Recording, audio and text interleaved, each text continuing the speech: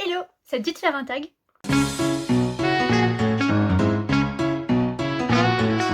Salut et bienvenue dans cette nouvelle vidéo. Aujourd'hui j'avais envie de faire un tag, déjà parce que c'est plus détente et ensuite parce que ça me permet de présenter beaucoup plus de livres.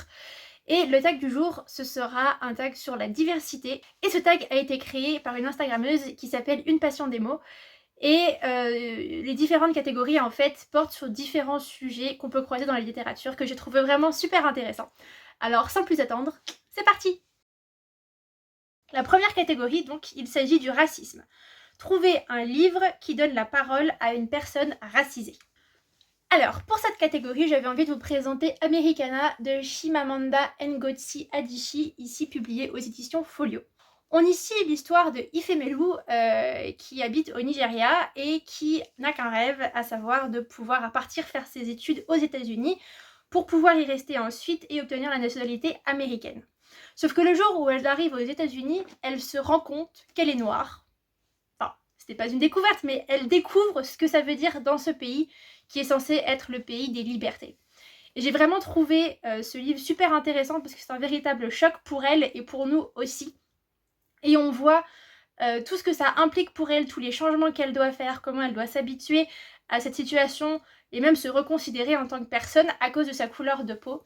Avec aussi tout un débat et une distance qu'il y a entre les personnes noires mais qui sont déjà américains et les personnes noires qui ont immigré aux États-Unis pour y faire leur vie. Et donc voilà, j'ai vraiment trouvé que c'était un livre super intéressant avec une plume vraiment très accrochante. Et malgré le fait que ce soit une petite brique, je l'ai quand même lu assez rapidement. La catégorie suivante concerne les femmes. Il faut présenter un roman féministe. Alors j'avoue que j'ai un peu galéré sur cette catégorie parce que pour moi, n'importe quel roman peut être féministe. Est-ce qu'on dit qu'un roman féministe est par exemple, je sais pas moi, un roman de SF où il y a quasiment que des femmes au pouvoir? Est-ce qu'un roman féministe ce sont des jeunes filles qui luttent contre le harcèlement? Je savais pas. Du coup, j'avais envie de vous présenter celui-ci, Un homme sur deux est une femme, écrit par Noémie Delattre et publié ici aux éditions Flammarion. Alors, c'est pas une fiction, c'est plutôt une espèce d'essai dans lequel elle revient en fait sur différents aspects de la vie des femmes en France et comment dire, sur chacun de ces événements, sur chacun de ces aspects, elle va un peu taper un coup de gueule. Alors certes, c'est un livre qui est très engagé, avec parfois des propos un peu extrêmes. Des fois, j'étais là, ah bon, ça arrive ça en France? Vraiment? Mais voilà, j'avais vraiment trouvé ça super intéressant. C'est un aspect du féminisme, voilà, un petit peu poussé, peut-être un petit peu trop d'ailleurs, mais j'ai vraiment beaucoup aimé la lecture de ce livre. Pour la catégorie suivante, on va parler d'écologie. Et il s'agit de présenter un livre qui te pousse à vouloir protéger ta planète. Alors, j'ai décidé de vous présenter ce petit manga qui s'appelle L'Éden des sorcières, écrit et dessiné, j'imagine, par Yomeji et publié aux éditions Clown. Donc on se retrouve dans un monde où la Terre est devenue un tas de cailloux, on va dire. La nature s'est vraiment retirée sur elle-même et les seules personnes qui sont encore capables de savoir faire pousser des choses et de pouvoir prendre soin de la nature sont considérées comme étant des sorcières et sont pourchassées pour lutter contre leurs pouvoirs qui font peur au final à la population. Et on va suivre l'histoire de Pili, cette jeune fille qui vit dans un Éden, l'un des rares Éden où les arbres et les plantes poussent encore. Mais malheureusement, ce sanctuaire va être attaqué et elle va être obligée de fuir pour partir à travers le monde et essayer de retrouver cette communauté des sorcières qui, elles, savent prendre soin de la nature. C'est vraiment un petit manga très doux, très doux. Non, c'est vrai, il y a des passages qui sont un petit peu difficiles, mais les dessins en eux-mêmes, j'ai trouvé, sont très doux. Voilà, c'est vraiment des petits dessins. Donc voilà, ce sont vraiment des dessins très doux et un univers très bien pensé et j'ai vraiment hâte de lire la suite parce que je crois que le tome 2 est sorti mais je ne l'ai pas encore lu. Pour la catégorie suivante, on va parler d'histoire. Il faut trouver un livre historique qui parle de faits historiques oubliés. Pour cette catégorie, j'aurais pu citer n'importe quel livre de Ruta Sepetys, mais j'avais envie de vous parler de mon préféré, à savoir Hôtel Castellana. C'est un livre qui a été publié en France chez Gallimard Jeunesse et ça se passe dans la fin des années 50 sous le régime de Franco. Et oui, moi j'avais totalement oublié, mais après la Seconde Guerre mondiale, malgré le fait que les dictatures italiennes et allemandes tombent, et bah la dictature espagnole est toujours présente. Et on ici l'histoire de Daniel, qui est à moitié espagnol mais qui est surtout américain, qui vient à Madrid pour la première fois avec ses parents quand il a 18 ans, parce que son père a du business à faire vis-à-vis du pétrole. Et armé de son appareil photo, il va découvrir les rues de Madrid et se lier d'amitié avec des locaux qui vont petit à petit lui montrer, lui dévoiler les dessous de la dictature de Franco. Et j'ai vraiment adoré ce bouquin. Alors déjà que je savais pas, enfin, j'avais oublié que malheureusement la dictature de Franco était toujours présente dans cette partie du XXe siècle.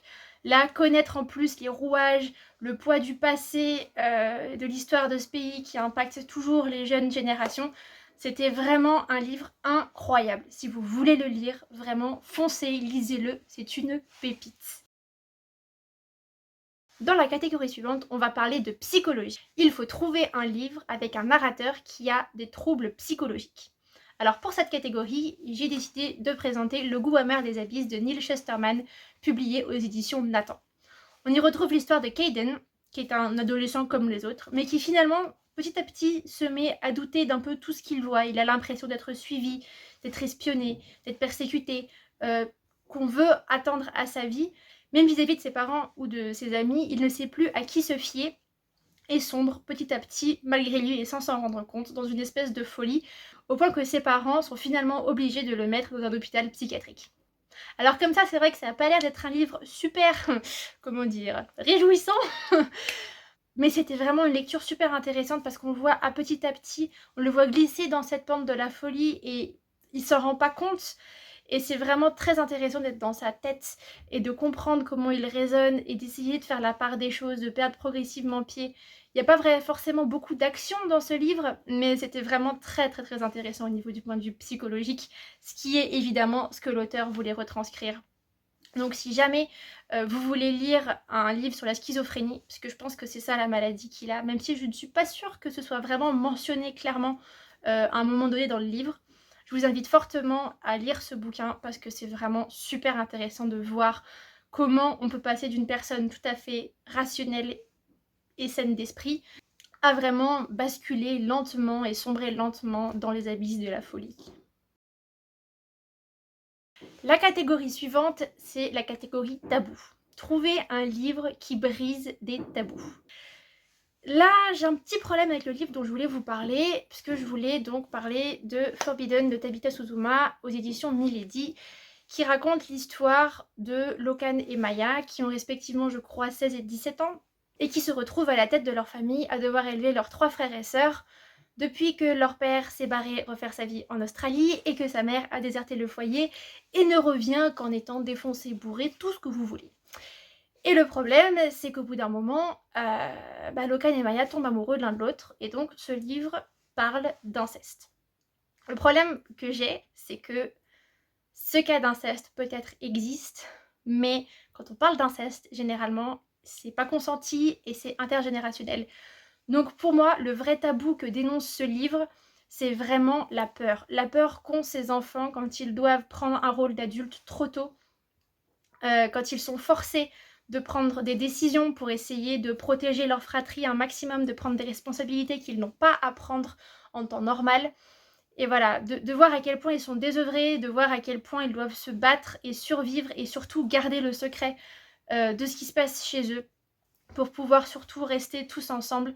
Et c'est ça pour moi le vrai tabou qu'il y a, le fait que des enfants qui ont besoin d'aide, des enfants qui ont besoin d'accompagnement social, au final ne peuvent pas le demander parce qu'ils en viennent à la conclusion que n'importe quelle aide extérieure pourrait au final leur être néfaste, leur être nocive. Et ça, franchement, je pense que c'est le tabou principal qui doit être décortiqué, qui doit être exploré dans ce livre. Mais bon, ça reste quand même une romance basée sur l'inceste, qui est un autre tabou. Et voilà, c'est compliqué. La catégorie suivante concerne la communauté LGBTQ+. Donc on doit trouver un livre avec un narrateur qui appartient à cette communauté. Et pour cette catégorie, quoi de mieux que Felix Ever After, écrit par Kaken, désolé, Callender et publié en France dans les éditions Slalom. On y suit donc l'histoire de Félix qui a 17 ans et qui est un garçon trans. Donc il a déjà commencé à faire sa transition et il se cherche car il ne sait pas trop encore ce qu'il veut faire. Il est sûr par contre qu'il veut intégrer une grande école d'art et pour ça il est obligé de suivre des cours l'été avec ses amis pour préparer son dossier et espérer être accepté. Sauf que Félix, malgré son nom de famille qui s'appelle Love, n'a jamais connu l'amour et pour lui c'est vraiment un élément manquant dans sa vie et il va essayer en sorte de le trouver en espérant que trouver l'amour va l'aider à se trouver lui-même. J'ai vraiment énormément aimé ce roman parce que même si les personnages sont aux antipodes de ce que je suis, moi, une nana cis, hétéro, blanche en plus, j'ai vraiment trouvé que leur questionnement au final était très proche du mien parce que moi aussi je me suis demandé ce que je voulais faire plus tard, moi aussi je me suis demandé qui je suis, qu'est-ce que je veux, etc. Donc j'ai vraiment trouvé ces personnages extrêmement attachants et ce qui est encore plus intéressant, c'est que malgré le fait que la plupart des personnages soient des personnes qui font partie de la communauté LGBTQ+, on assiste quand même à des débats entre eux avec des positions extrêmement différentes et même du jugement entre eux parfois. Et c'est vraiment ces questions, ces débats enflammés qui moi m'ont vraiment intéressée parce que ça permet aussi de comprendre toutes les nuances qui sont liées à cette communauté et ça prouve que le fait d'en faire partie ne veut pas dire que vous êtes forcément totalement ouvert d'esprit. Et ça franchement c'était génial. Donc voilà, c'est vraiment un livre qui aborde plein de sujets différents avec humour, amour et j'ai vraiment adoré cette lecture. Donc si jamais vous voulez vous plonger dans ce thème, je vous conseille chaudement de lire ce livre. Ça y est, on arrive à la dernière catégorie de ce tag qui est le handicap. Il faut trouver un livre avec un personnage principal qui est en situation de handicap. Et pour ça, j'avais envie de vous parler d'un autre manga qui s'appelle Running Girl et qui a été écrit et dessiné par Narumi Shigematsu et publié aux éditions Akata, que j'adore. Franchement, j'adore les éditions Akata. C'est tellement, genre le panel du bouquin est vraiment super varié, mais c'est pas le propos. On y suit l'histoire de Rin qui a beaucoup de problèmes à avancer dans sa rééducation après s'être fait amputer de la jambe droite.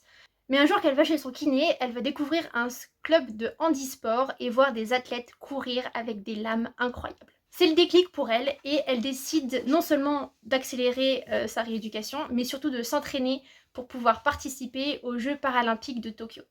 C'est un petit manga tout doux qui n'est qu'en 3 tomes, donc vraiment n'hésitez pas à vous lancer. Qui vraiment explore ce monde qui m'était inconnu, qui sont les JO paralympiques, avec comment on dissocie la performance des athlètes, mais aussi de la technologie de leurs prothèses, et comment on peut se relever de n'importe quelle situation si on travaille dur pour atteindre un but précis. C'est vraiment un petit manga plein d'espoir, donc si vous avez envie d'apprendre des choses et de passer un bon moment, je vous le conseille chaudement. Voilà, c'est tout pour ce tag. J'espère que ça vous a plu, j'espère que vous avez découvert de nouveaux livres. N'hésitez pas à me dire en commentaire comment vous remplirez vos catégories. Et puis bah à la prochaine. Salut!